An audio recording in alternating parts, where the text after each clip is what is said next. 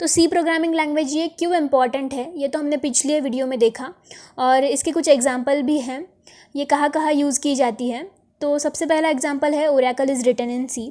Oracle ये database sector में बहुत बड़ा सॉफ्टवेयर है जो कि बहुत लोग यूज़ भी करते हैं इसको, और ये बहुत सक्सेसफुल सॉफ्टवेयर भी माना गया है। तो इसे लिखने के लिए यूज़ की गई है C language. Okay, second example है core libraries of Android are written in सी।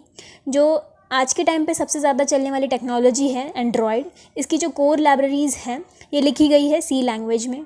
उसके बाद का एग्जांपल है My SQL is written in सी।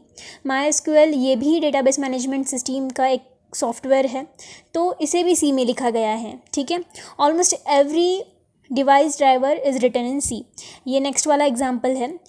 इसमें सबसे पहले ये इंपॉर्टेंट है कि डिवाइस ड्राइवर क्या होते हैं ये समझना। तो ये डिवाइस ड्राइवर क्या होते हैं, देखिए आपके कंप्यूटर में कई सारे हार्डवेयर पार्ट्स होते हैं जो कि कुछ ना कुछ ऑपरेशन परफॉर्म करते हैं, क्योंकि उसके लिए भी प्रोग्राम लिखे जाते हैं। इन शॉर्ट में अगर कहूँ, ये प्रोग्राम हार्डवेयर को ऑपरेट करते हैं। तो अलग अलग हार्डवेयर डिवाइस को चलाने के लिए प्रोग्राम लिखे जाते हैं जिन्हें हम डिवाइस ड्राइवर कहते हैं। फॉर एग्ज़ाम्पल, आप पेन ड्राइव अपने कंप्यूटर या लैपटॉप को कनेक्ट करते हो या यूएसबी की मदद से कनेक्ट करने की कोशिश करते हो, तो आपके कंप्यूटर पे एक ड्राइवर इंस्टॉल होता है जिसकी मदद से पेन ड्राइव में मौजूद जो भी कंटेंट है वो आपके स्क्रीन पर दिखाई देता है या आपको समझने में, पढ़ने में एक मदद मिलती है। तो ये हम डिवाइस ड्राइवर का एग्जांपल समझ सकते हैं। ऐसे कई सारे डिवाइस ड्राइवर हमारे कंप्यूटर में होते हैं।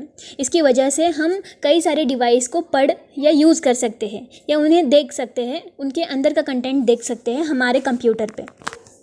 तो इन्हीं डिवाइस ड्राइवर को रिटर्न करने के लिए या लिखने के लिए हम यूज़ करते हैं सी लैंग्वेज। हमारा नेक्स्ट एग्जांपल है एम्बेडेड सिस्टम। एम्बेडेड सिस्टम में जो भी छोटे छोटे प्रोग्राम या शॉर्ट प्रोग्राम होते हैं वो लिखने के लिए हम सी लैंग्वेज का यूज़ करते हैं। तो एम्बेडेड सिस्टम होती क्या है? फॉर एग्जांपल, आपको सुबह उठना है, जॉगिंग को जाना है, तो आप क्या करते हो, अलार्म क्लॉक सेट करके रखते हो। ठीक है, उसके बाद आपको ब्रेकफास्ट बनाना है तो आप माइक्रोवेव या कॉफ़ी मेकर का यूज़ करके आपका ब्रेकफास्ट बनाते हो। उसके बाद वो ब्रेकफास्ट खाने के लिए आप टीवी या रेडियो ऑन करके उसके सामने बैठ जाते हो। तो यहाँ पर alarm clock, coffee maker, microwave, TV, radio, ये सारी चीज़ें एम्बेडेड सिस्टम्स हैं। तो इनमें भी सी लैंग्वेज को हम यूज़ कर सकते हैं।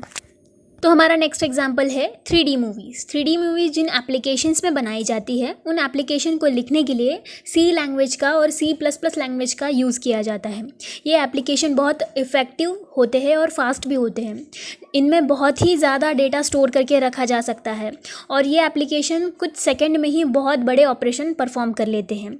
इनकी वजह से जो एनिमेटर है 3D मूवी के या जो आर्टिस्ट है, उनको मूवी जनरेट करने में समय कम लगता है और पैसे भी कम खर्च होते हैं। तो आपको पता चल गया होगा कि सी लैंग्वेज ये कितनी पोर्टेबल और इफ़ेक्टिव है। तो हमारे लास्ट एग्जांपल में ये है कि ऑपरेटिंग सिस्टम के जो कर्नल होते हैं उनको लिखने के लिए सी लैंग्वेज का यूज़ किया जाता है। तो उसके एग्जांपल्स है लिनक्स है, एंड्रॉयड है और विंडोज़ भी है। ठीक है, तो सी लैंग्वेज कहाँ कहाँ यूज़ होती हैं, तो ये थे इसके एग्जांपल।